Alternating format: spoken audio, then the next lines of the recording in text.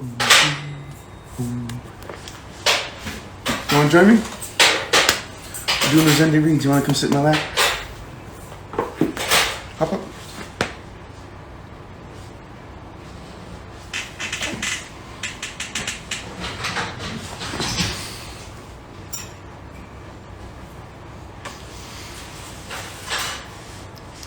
Hello, hello, hello, hello. Good morning, everyone. Afternoon to some.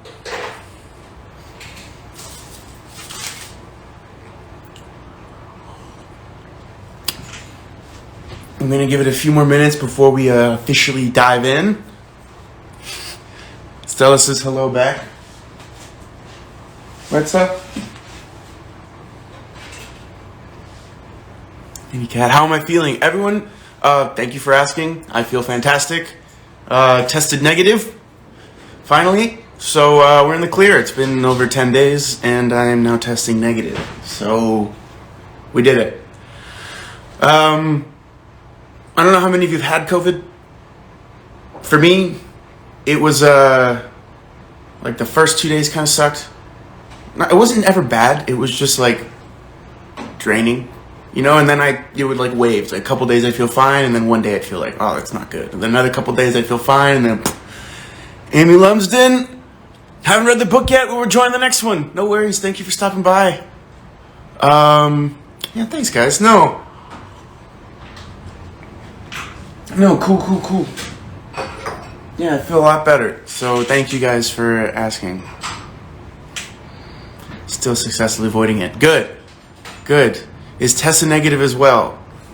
Yes, she is. We both got it at the same time, which was actually pretty great. Because we got to quarantine together. So we're both good. We're both good to go. Thank you. We're both very excited. We haven't talked about the book in a while, so I don't want to get too caught up in the other things. First days are the worst. Exactly. Just wanted to hop on and say I miss you, so I've been able to join on this book. All good. Congrats on writing it. Oh, thank you. It was very special and exciting. Also, the coolest part that Tessa will probably post about at some point was that like I didn't just propose. Tessa then proposed to me. Yeah, Stella thought it was really cool. She literally proposed to me like right after, like I proposed, and then she like kneeled down and was like, oh my god. So it was like really And you had no idea. And I had no idea that Tessa was gonna do that, so I was shocked. It was shockingly awesome. Are we still filming? Yes, we started filming on Thursday, and we're still filming. We're on episode 14. Yeah, it was pretty awesome. Everyone says, way to go, Tess. Woo. Are you going to come up or what? You keep sniffing around.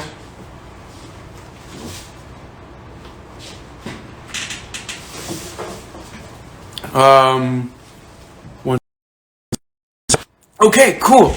No, thanks, guys. So let's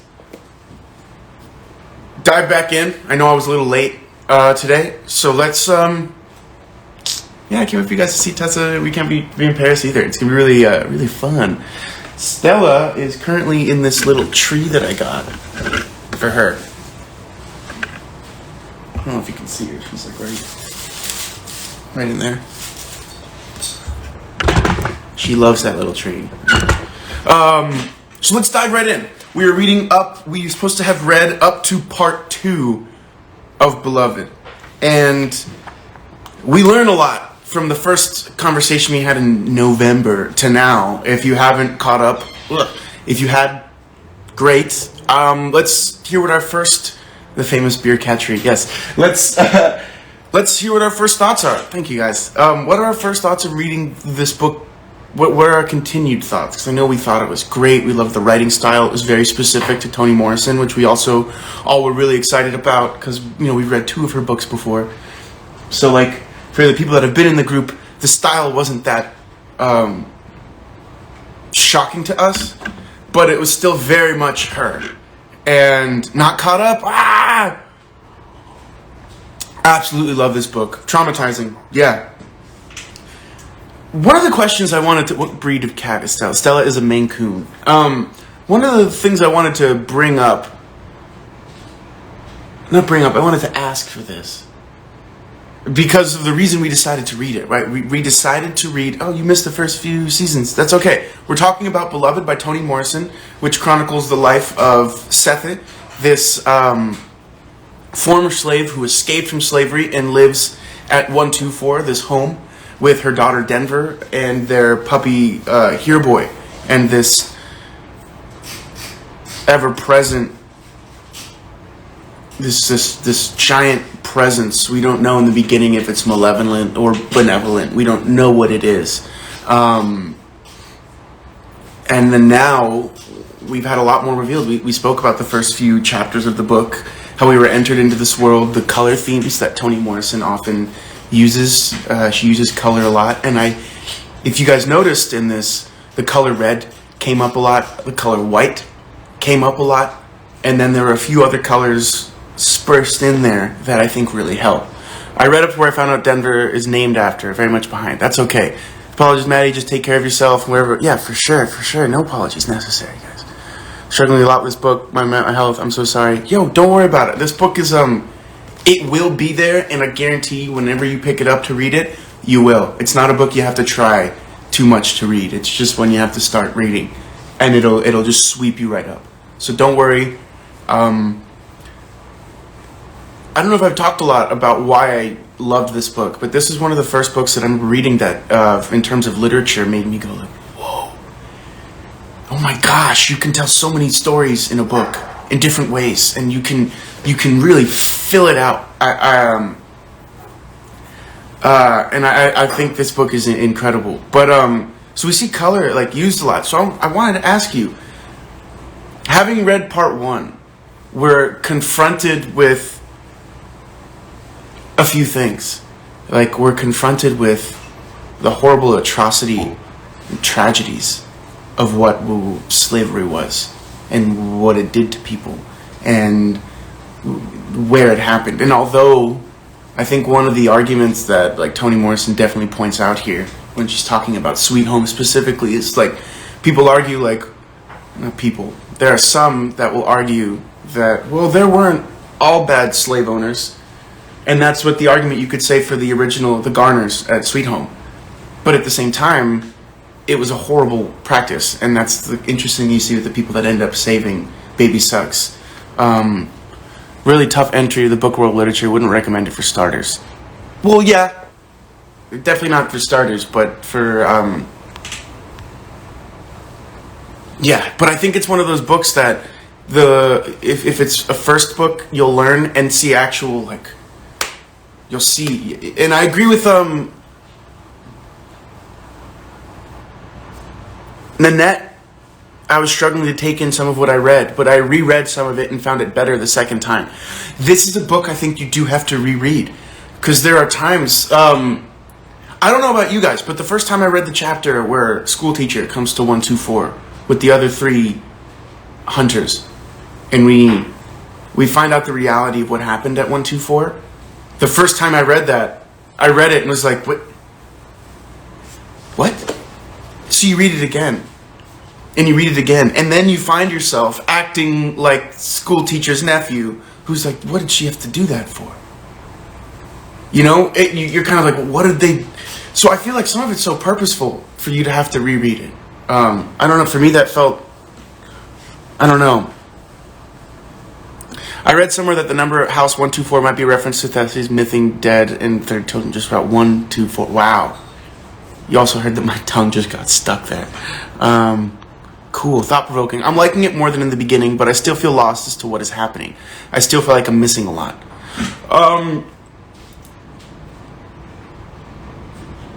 This is a book that I think it just like breathes in this imagery that I feel like you do, like I said, you have to reread. And Lynn, if you are finding it difficult to retake in yourself, I recommend doing the audiobook with Toni Morrison reading it.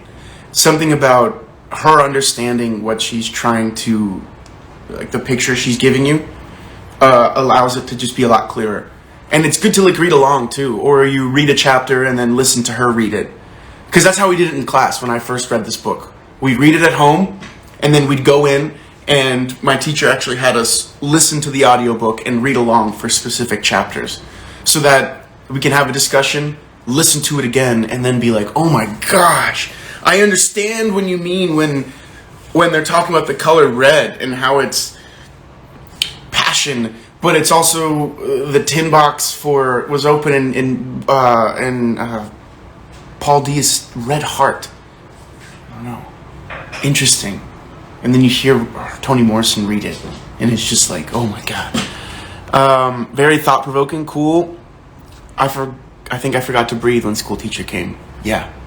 And that scene, I read it twice. I read it, and then I'd listen to it, and I had to read it again. I was like, no, I didn't really feel like I picked everything up. And,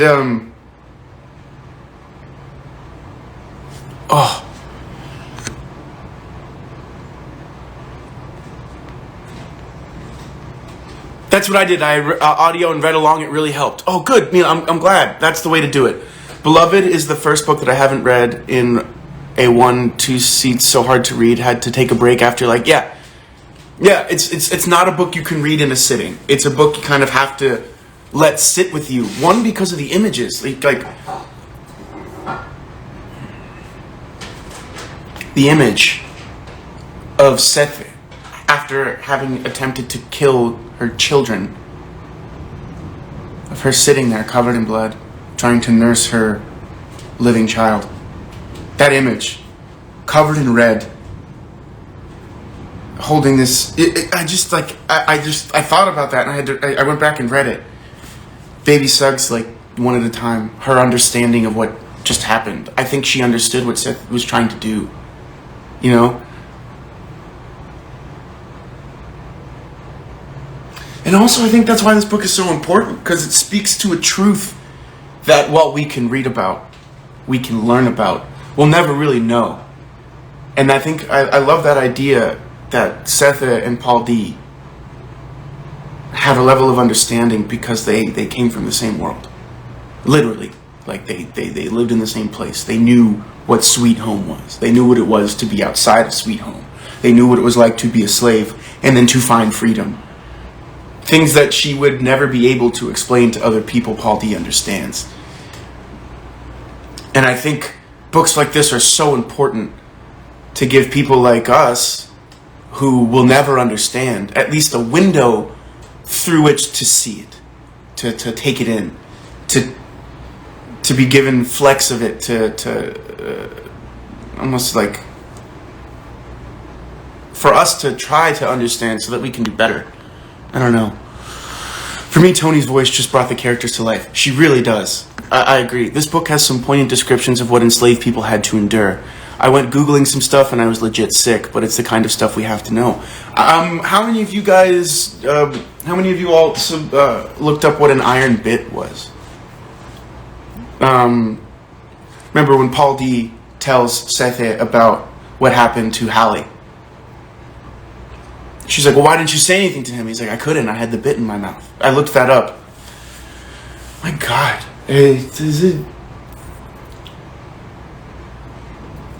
Books like this, things like this, it amazes you at the ability that humans have to commit horrible atrocities. It's just like, what the hell, man? But yeah, but I think it's important for us to collectively take that in and recognize where we came from, and that's why I find this book so important, because it also speaks of the beauty of other things, the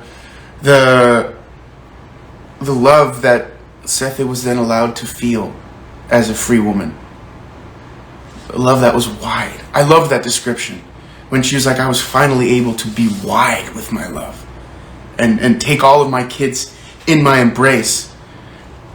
And then you think about like what it must be like to have to live outside of that. To know that you had to pick what to love. Because it was all taken from you always. The horrible pain that Sethe or Baby Suggs must have carried. The whole, like, one of the reasons why I wanted us to read this book, even though I think our discussions have kind of fallen off, is that I wanted us all to say, like, oh, wow, people were trying to ban people from reading this, from getting closer to understanding what this was, from so that they could forget it, make it disappear, pretend it never happened. And that's so bad. Fast to shine. The swinging. Alright, again with this book. Can't wait to discuss the movie. Oh my gosh, guys, the movie's fantastic. We get some really great performances, and I think it's really cool that the way that the book and the movie are actually very similar. And then I think the performances also kind of bring out the performance of Beloved helped me understand, rereading it now, the eccentricities of seeing what a woman like Beloved would have been like. To see like this person like us, like, you know, speaking from Paul D's perspective, is like not a scratch. How does that make any sense? Like, this is a world where everyone's scarred by something, and this person's unscathed. Like, in the childlikeness of Beloved, but also that deep-seated, like, I don't know, anger or whatever it is. Jordana, you're good. Everyone, I want us all to know that our book club isn't like a school reading assignment. It's not like a... I hope that there's never any pressure from me for you all to feel like you need to read the book, or if you feel bad because you wanted to be caught up, all good, like that's a great thing, but I never want anyone to feel any pressure about this. Like, this is us reading great books and having cool discussions about them because it's fun, and life gets in the way. Life is a very it's a big thing. We're all trying to do it, you know. So you get busy, I get it, join when you can. You want to do extra reading, cool, bring it in, we're great, let's talk about it. I hope that no one ever feels pressure, or that you've let anyone down because you're not able to participate. If I think COVID has taught anything to anyone, it should be just compassion and understanding. The world is a crazy, fast spinning place, and we're all just trying to make it. So thank you for telling us, and thanks for being here and being a member. Jordana, we see you all the time, so you're good. Don't worry about it. The iron bit was exactly what I looked up, and it got me. Yeah, Cal, same. Sickening what was done to them. Realizing what people had to go through really makes you wonder what humanity's capacity to hurt each other just because of their differences. And I think one thing that that the book also this time I was noticing, just because of, you know, this summer we had last summer in the United States specifically, where there was this like reckoning with our racial past that a lot of people haven't done sufficiently educated themselves on, me included. I'm still learning, right? So there was that, and now seeing the systemic things that we've learned about through, you know, white fragility, and so you want to talk about race, those systemic issues that trace back to this time that we're reading about, and you're seeing it in the way that school teacher was thinking in those few moments that we got to go into his head, or in the nephew's head, in the way that they treated people, and how much of it was taught to them, and that's why they think that way.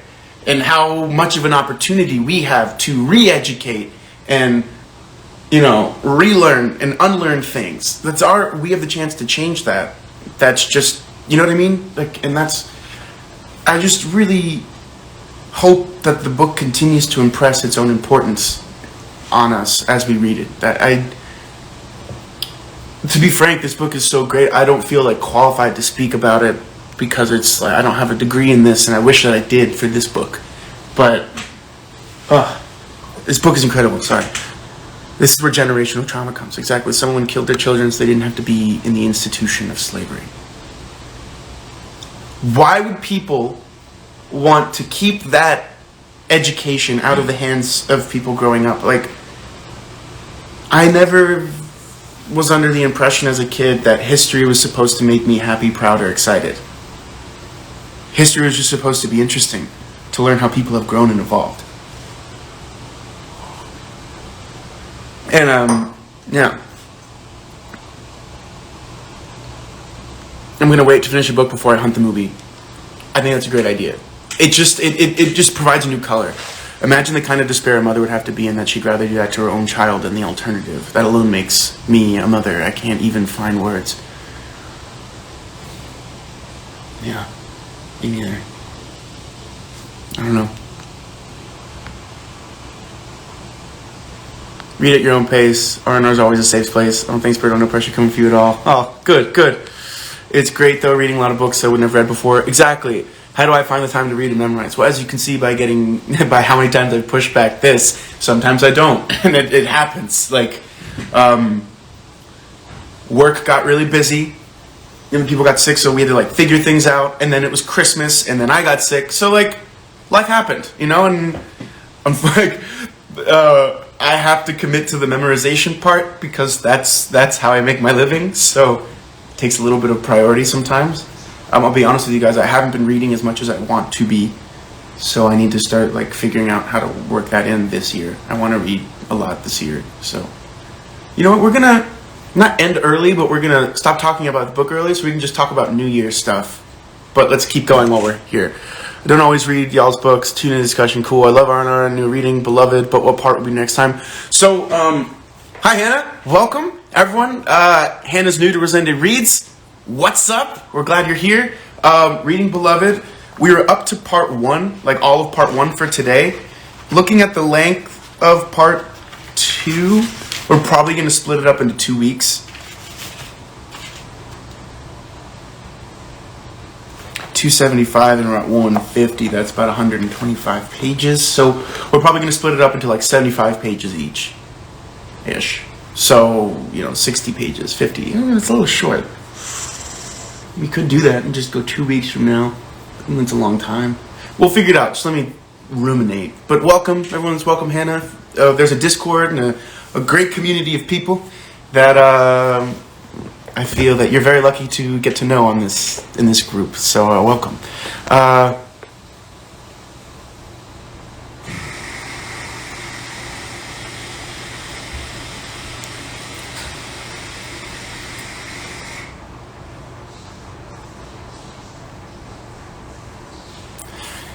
In Canada, ours was over the Indigenous in those schools, a lot of education as well as trying to explain the horse to my 4th grader. Yeah, that's another thing. I wonder what that's like. I'm not a parent. I mean, I have a cat, but I'm not a parent. So I don't know how you tell children about this and how you educate them about the world. And that's very, very much power to you. And thank you for educating, and taking on that difficult subject. Like, it's not easy to talk about, and that's why it goes unspoken about unless we have things that bring it to the forefront, bring us into the world, force us to kind of nestle in and feel and try to just taste the understanding of what that could be like, and I think it helps us grow. So thank you. And yeah, I mean, no country is unscathed in this in the brutality of the past. I'm just getting nervous for the ableism part. I was pretty high up on the trigger list. Lexi, if you wouldn't mind just elaborating on that. I understand, but if you wouldn't mind, that'd be great. Forgot it was Sunday. All good, Paula, welcome. I'm late joining. Hey, Karen, we're talking about Beloved by Toni Morrison. We've read up to part 1. We've read part 1 of the book, so up to part 2. Very much behind on the chat. Oh shit, sorry. History is not going to happen. Perhaps it's go of love. Sorry, no worries. Keep trying to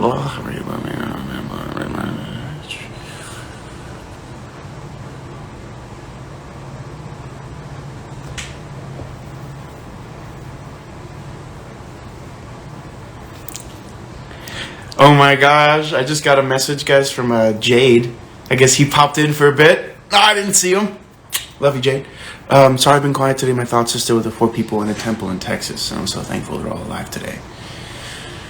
I don't know if everyone's heard, there was a hostage situation that went on in a temple in Texas. Thankfully, the FBI were able to get all of the hostages out unhurt, and they have the man responsible in custody.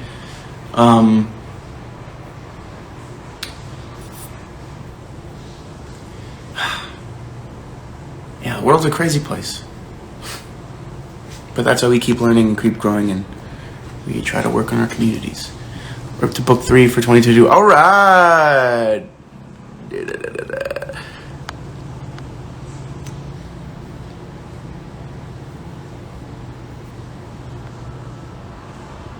Oh, cool. You just have to find the right way for them to be able to learn. That's amazing. Tell them the truth and compassion during something similar that really helps. My heart hurts indigenous people. I agree. Myself, someone whose readers can come to discuss ableism. Yeah, I offered myself up as someone who readers can come to discuss the ableism. Getting nervous as I haven't seen any yet. Oh, sorry, Lexi. No, I just think ableism is something that I know I haven't read enough about, haven't learned enough about, and it's, I mean, it's almost ableist to not talk about ableism, right?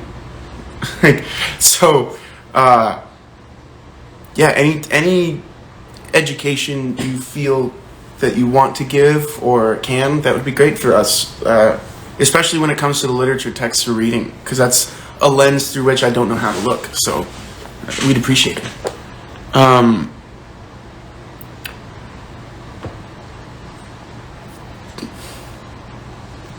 Remember the words of the late Michelle, it's chaos, be kind.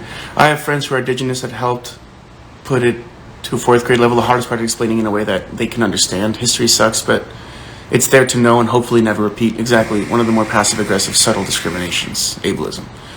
Is one of the more passive-aggressive, subtle discriminations. I thought it was interesting that Beloved thinks she's falling apart and that Paul D is the cause, and Sethi is what keeping her together, which would be part of why she's obsessed. Yeah. It's interesting because it's like, what does Beloved want from Sethi? That's something I always try to... Because, like, does she want to, like, drain her life? And, like, take it all for herself? Is that where Beloved's obsession is? Does she just want a mother? Does she want... like, is she looking for someone to fill that void? She seems to get jealous of anyone who wants to take Sethi away from her. So that's something I'm like, what was in... I think we're starting to figure out, I think we know who Beloved is in this now. So it's kind of exciting to see how it all works out and what's happening. What are the thoughts you guys having? How are you guys feeling about Paul D? How are you guys feeling about learning about the different Sweet Home men? Learning about the journey that Sethi had? And what do you guys think about a friend that helps Sethi, the white girl, who rubs her feet and birds Denver? She wants Sethi in the body and soul. Yeah. Right? But it's one of those things where it's like, but what does she really want? Because... Oh, no worries, guys. Thanks for joining. I'm feeling great. I'm testing negative now and, you know, going back to work soon. I still don't know whether I find Beloved mysterious or irritating. I was wondering if there's already some ableism going on in the book, but I didn't recognize it. But knowing Toni Morrison, she wouldn't put it that subtle. I almost feel like Paul D is the only sane one.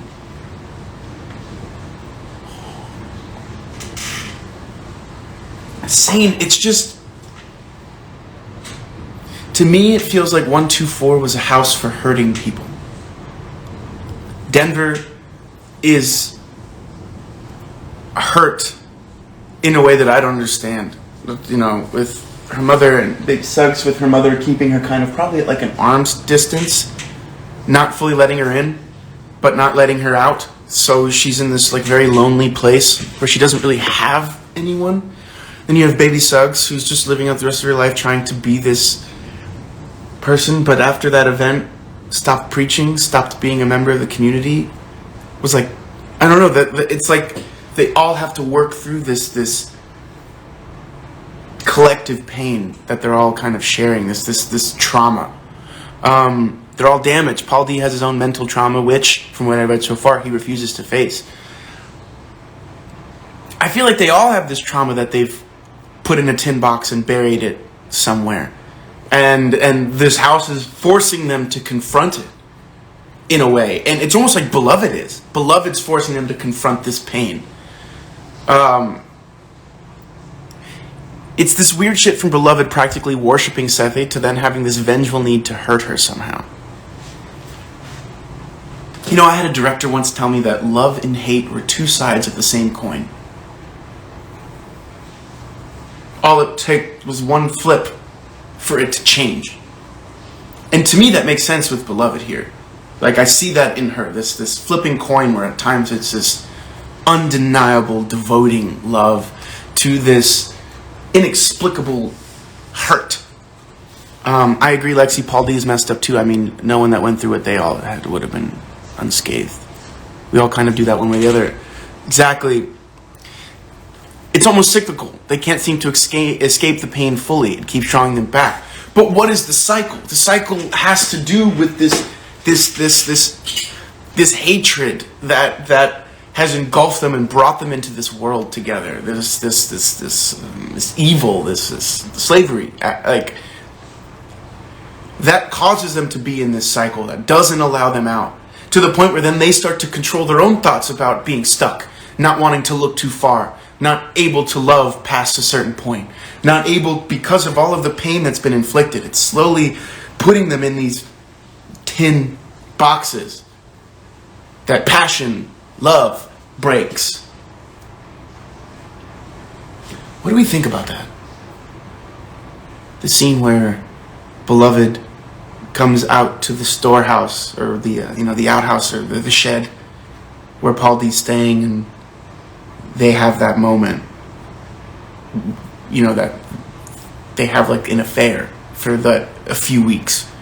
What was that? Was that beloved trying to push him out and then kind of closing the door, only for Sethit to be like, nope, that door's not even an option. He's actually in here the whole time.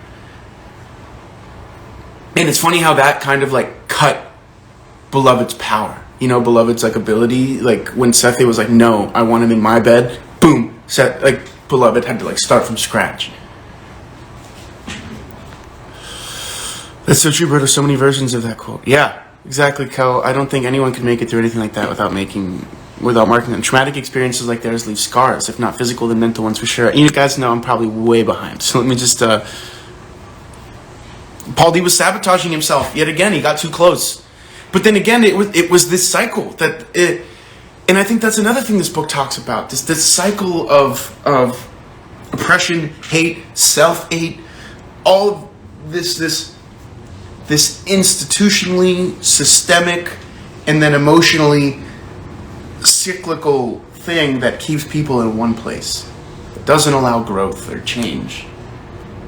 And that perfectly comments on the cycle we see, the systemic cycles we see present in the United States and through much of the world when it comes to law enforcement and that history now. It hasn't stopped. And again, because I keep wanting to impress the importance of this book, it's why we read it. It's saying so much in a beautiful way, telling a story that everyone should know. Too frightened to give themselves permission to shed and accept the pain and try to find the light. Yeah. Slavery left marks to this day, even in people who hadn't lived it themselves. That's what we learned about generational trauma, intergenerational trauma. Again, it feels like she's trying to hurt Sethit in another way. Pretty caught up now. Oh, cool. It also felt like it was a way for beloved to cause Sethit pain. Yes. Exactly. The cycle of learned history, stereotype, sigma. Yes, we're all there. Yeah. And it's amazing because it's almost like these cycles, these cycles then become subconscious. They're not aware they're happening. They're just happening. It reminds me of the book we read way back about the importance of habits. It's easy to make a habit, but to break one is nearly impossible.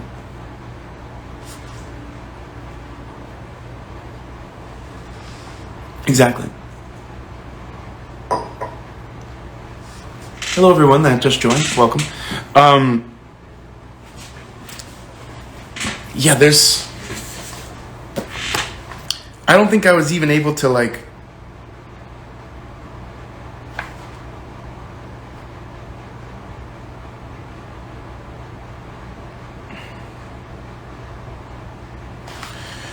and then we got to see a little bit of Paul D's past.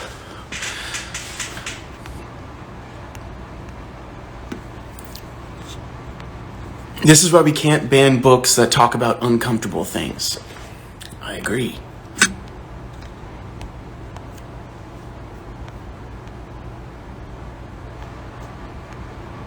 A lot of people don't realize how stigmas and stereotypes hurt and keep people down.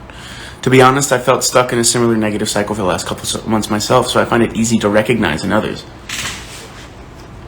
You know what's funny to me? That like it's so easy to recognize things in others, but then when you're confronted, like, you ever do that where you're giving your friend advice and then next thing you know you're really giving yourself advice? But you're like, well, I can't give myself advice. Who would listen to me? So I'm just going to give you advice. It's like one of those things. Easy to recognize in others, but if they turn the mirror onto you, you're kind of like, whoa, that's not, I wasn't talking about me. Sorry. It's also funny how, like, one thing I've learned, and I'm still trying to, like, remember, is that most of the stuff people say to you are, like, projections of what they're thinking about themselves.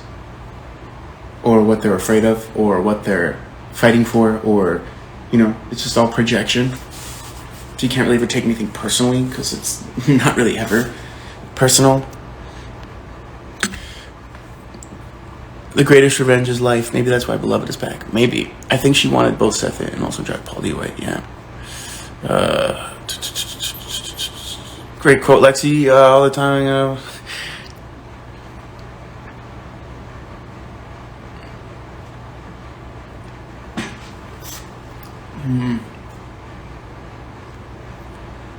Yeah. We'll keep reading. And then next week, because we're going to read halfway.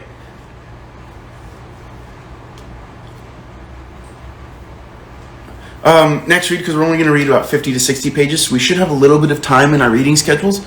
If we could all just start looking up a little bit of, like, go on the Spark Notes, and I think it'd be really fun if we looked up what the different things were, like different colors that have a big meaning in the book and why. Different moments. You know, let's do the thing so that we can start to learn about, like, the literary awesomeness that is this book. Give me a sec, we'll look right now.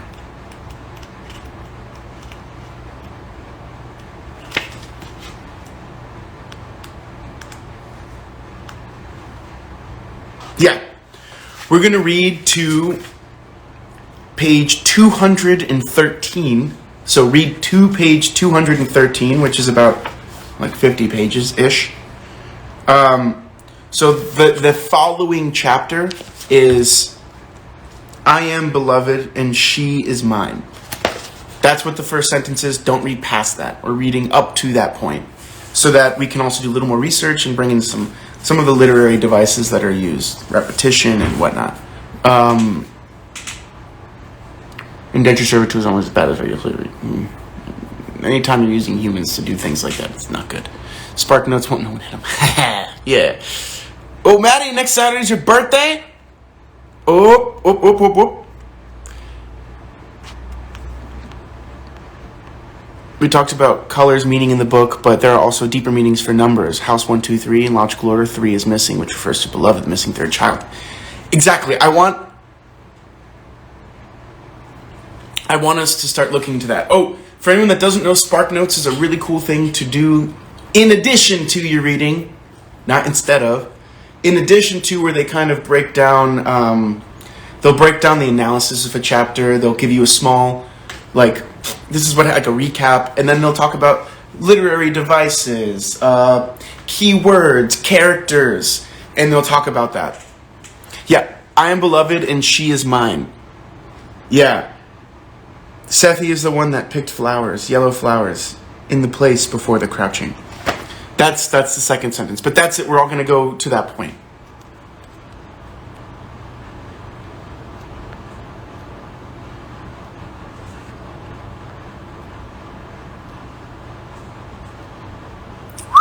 -20. My goodness, go inside. She's mad. Beloved gets... We'll see what happens, right? Yeah, so that's what we'll read to. We've got about 10 minutes left, and now I just want to talk about the new year. What's everyone thinking?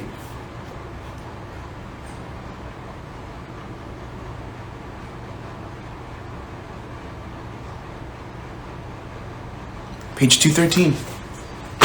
So, we'll talk more about the book the next time, but how's everyone doing for the new year? I know that the year before us, like...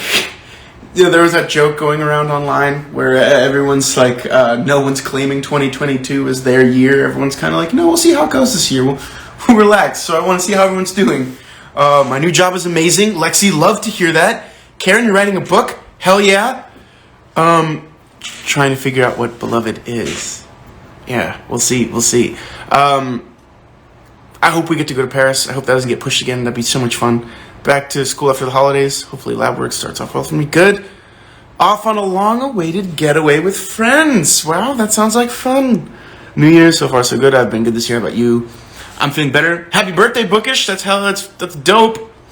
Starting my new semester, hopefully a new job. Hannah, congrats. Well, this year I start planning my own small crochet embroidery business. You've got to send us the link, Jordana. That'd be sick to see. Full-time working at a hospital as a chef. Awesome. Finally found an amazing job. My bosses are exothermic, incredible women in finance. What? Wow. Well, congratulations. I'm working a part-time job to help me write a health book. It's a proofreader. That's kind of dope. Figuring out what to paint next. Maybe you'll be inspired on your trip. Us, the snow's what? Exothermic, that's what it said. How did I propose to Tessa? I will tell that story in a minute. Everything's good. Graduated from university yesterday. Hey, congrats. Oh, that's so awesome. Got my booster. Hey. All right. I hope to be less lazy with my lesson planning for teaching this year. Hey, be kind to yourself, but that's a good goal to set. Say, how about instead of being less lazy, you just want to be on top of it. You know? Positive, negative, mental thing, you know? Less lazy can be negative, but if you're like, I just want to be on top of it, that's positive. That's a good thing. Paranormal romance. Interesting. Started my internship. Very cool. Enjoying the new year, hanging out. Car accident, B-Day, homeschooling the kids. Oh, God, well, I hope it's okay. Is Tess home with you? Yes, she is. Still working at Mouth. That's great. Massage therapist. Write a book. Hopefully some traveling this year. Katrin Moser, I didn't see your name. Didn't know you were here. Welcome. That's dope. Can't have my booster, docs. It's too risky. I'm sorry, Lexi, but did you get your vaccinations, or is that also something? I know that's... Man, I hope you're doing okay, you know, dodging bullets and whatnot. Oh, everyone, the man, the myth, the legend, my father has just joined the live. What's up, Popsicle? Seeing your stories, Tessa learning the engagement, learning end of this Twitter and Discord made our year. Oh my gosh. Yes, next discussion will be next Sunday. Unless everyone wants to do, we finish the whole book and do 2 weeks from now. I'll put that up as a question on the live as soon as we finish. I'll throw that right up to see if we want to finish the book and just do 2 weeks. But we'll see. Good evening. Just listen to all of you. It was great. Thank you. Unfortunately, it wasn't on a good start, but we'll get better. I think of it this way. If your year starts off great, keep that energy going. And if it starts off kind of low, then you know the only way to go is up. So I feel like that works. Hey, Pops. Whole book for sure. Hard to stop. Oh, today's an exemption. I can't be here other Sundays. Oh, well, thank you for joining us today when you could. Would love 2 weeks from now. Next Sunday, just because I want to see you here. Jordana, remember I was in Minecraft when I checked Discord. Hanging out, reading, writing, taking care, hanging out with animals. Love that. Okay, well, let's keep it tentatively the same, what we've decided to read. I'll put a question up, but everyone be ready for that to come back, because we're going to read the whole book and meet in 2 weeks. I was going to say something. Oh, so everyone asked how I proposed. Well, Tess and I went to this restaurant that Tess had wanted to go for a long time. My best friend from high school, Josh Van Kataraman, who I've talked about in this book club before. He's the guy that wrote a book and helped with the exoneration of the Groveland 4. A real inspiration of a person. So if you guys... he's someone that if you guys wanted to check him out on Instagram or follow him, he's a person that'll be doing really big things, and he's just a great, great person. So I would check him out. But he helped us out. We made this whole plan where he had this like dinner reservation that like he couldn't make, but he wanted us to join because he didn't want to lose the reso at this good restaurant. So I was like, Tess, that's so cool. Should we go? And she was like, yeah, we got nothing to do. Let's go. And I was like, whew. Apparently Tessa like said I was acting like weird the whole day, and she said she knew. She was like, I knew you were going to propose. You were being so weird. And then, so we had dinner, and then we walked on the beach on, like, Santa Monica. Not on the beach, but on, like, the boardwalk on Santa Monica, and, like, at the sunset, and I proposed, and Tessa didn't say yes right away. She was like, oh, my God, can I ask you something? And I was like, I kind of want you to say yes first. And she was like, oh, my gosh, yes. Now can I ask you something? And I was like, yeah. So then she had me stand up because I was on a knee, and then she got on a knee and, like, surprised me. And this is my engagement ring from his ass. I saw someone say, "Are you married?" He's like, "No, I'm engaged. It's my engagement ring." Very proud. So yeah, she proposed to me, and it was awesome. Yeah, then we went and drank a lot of champagne, and I regretted it the next day. But that was the best hangover I ever had. Have to say, I would do that again a million times. Yeah, it was really awesome.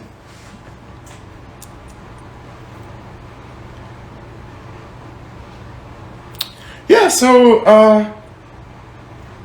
and I'll say this, like Tess and I, thankfully we've been, listening to all the science, doing our research to like try to learn as much as we could. We feel very confident with the vaccines. So we're both vaccinated and boosted, and we felt that while there were days where we felt like, oh, don't feel very good, it just felt like a bad cold at times, and other times we were like, okay, I'm just kind of dealing with it. So it worked out. It worked out. Thankfully. Yeah. Yeah, so I proposed and then she proposed, and I was like, this is my moment. You're stealing my moment. But no, it was really great. How much was the champagne you regret? Oh, it's not how much it was, it's how much I drank. Regret that. Definitely, there was no price on the champagne that night.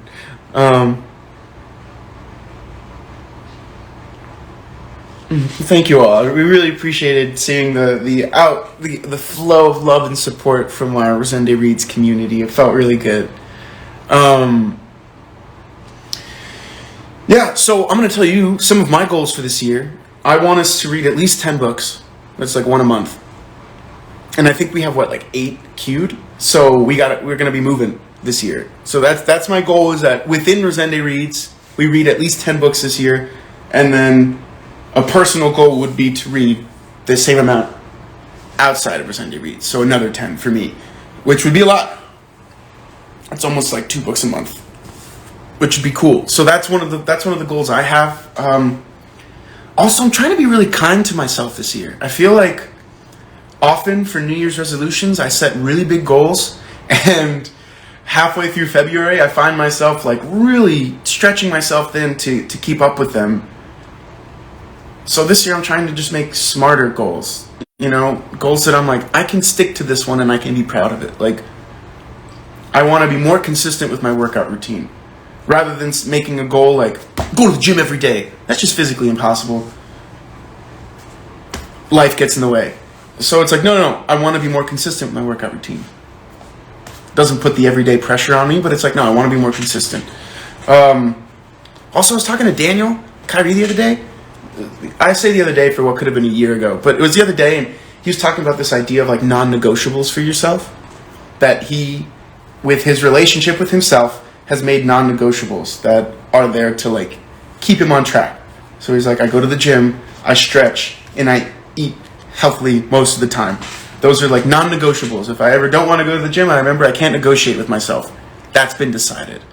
So I'm like, oh, I like that idea that for this next year, I can't negotiate with myself for some things. It's like, crap, past me decided this, and I got to stick to it, because if I can't keep my word to myself, what am I doing?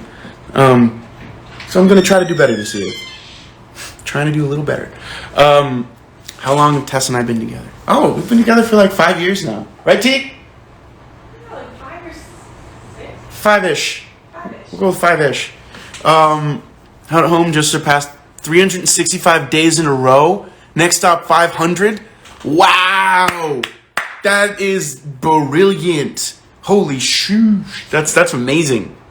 That's I'm rooting for you. The person worked out 365 days in a row. They're like, today I checked off 365. Next goal, 500.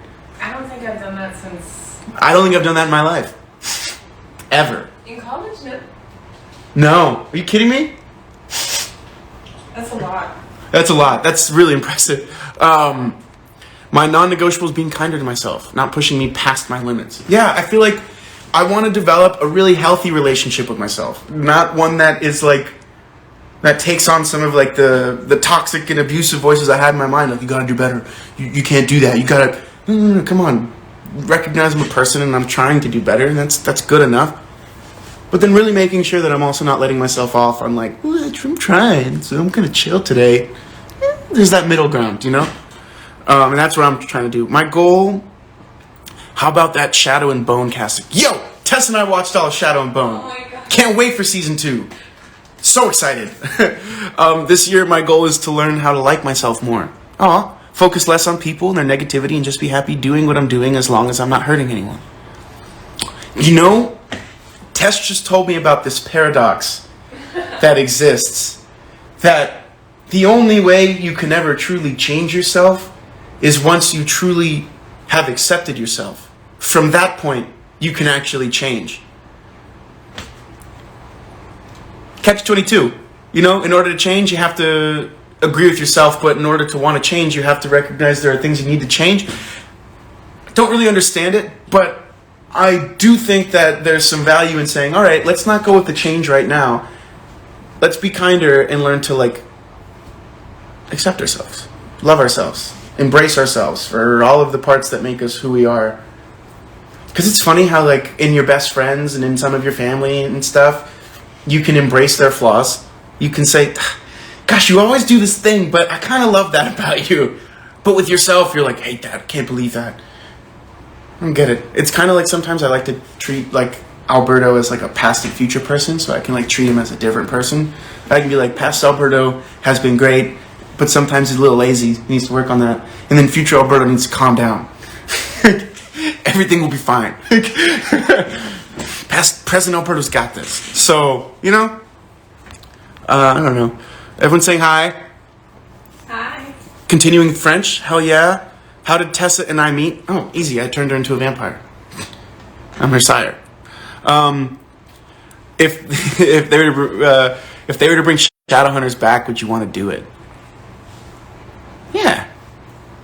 Depends on who's bringing it back. If it's the same team, like most of the same team, hell yeah. I think in a few years, like maybe more, like 5 more years, there'll be enough distance where all of us will be able to take it back. Be like, yeah, let's go for it. Why not? Yeah. It'd be fun to be on set with all those people again. I'll say that. You meet the cast of Shadow and Bone in August? Hell yeah. Shadow and Bone, of course I know it. Have I watched The Expanse? No, but a lot of people have told us about The Expanse. Tess and I, were you in there the whole time, Stella? She was in the tree the whole time. Tess and I just re-binged Daredevil. Well, I re-binged it. Learn a new language, read some books, be better as an ESL teacher. Those are great goals. My goal is to not start smoking and take care of myself and be productive. Hey, I think if you picked, I think 2 of those are like the same. Take care of myself and not smoking. And then being productive. You can do it. I believe in you. Haven't watched Euphoria yet, but everyone's telling me to. Tessa loves it, so I know I gotta catch up. Shadowmoon, that's awesome. Currently reading all the books. Cool. Catch-22. I know, right? Happy Nikolai casting. We'll give them a college try. Love that. Hi to Tessa from Montreal, where the weather is freaking cold. Yo, I feel you. In Chicago, it's cold as hell right now. Not great here either. Yeah, not great here.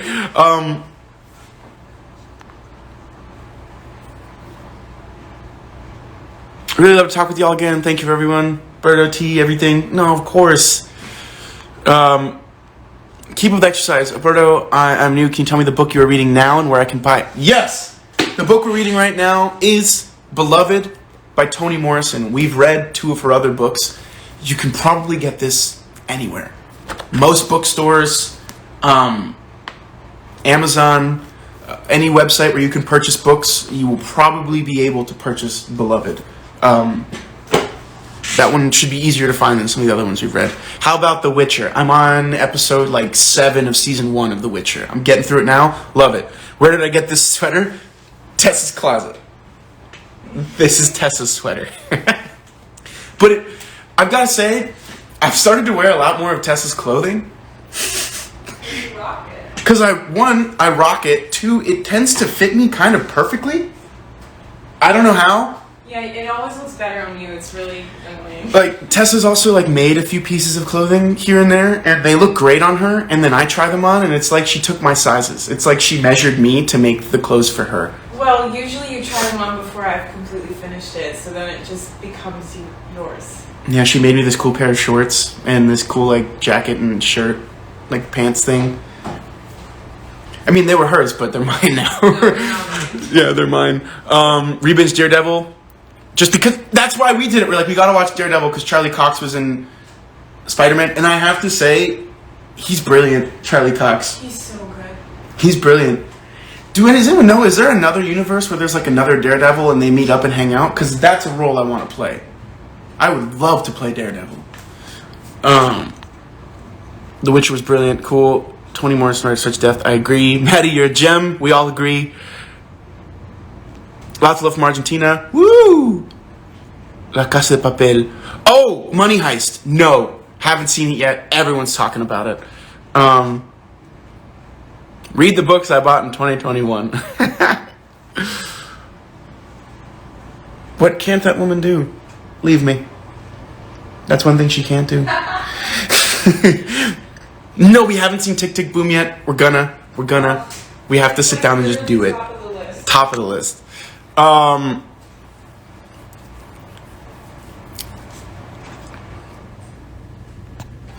right, we're gonna run out of time any second now because you know how we all know how Instagram likes to mess with me.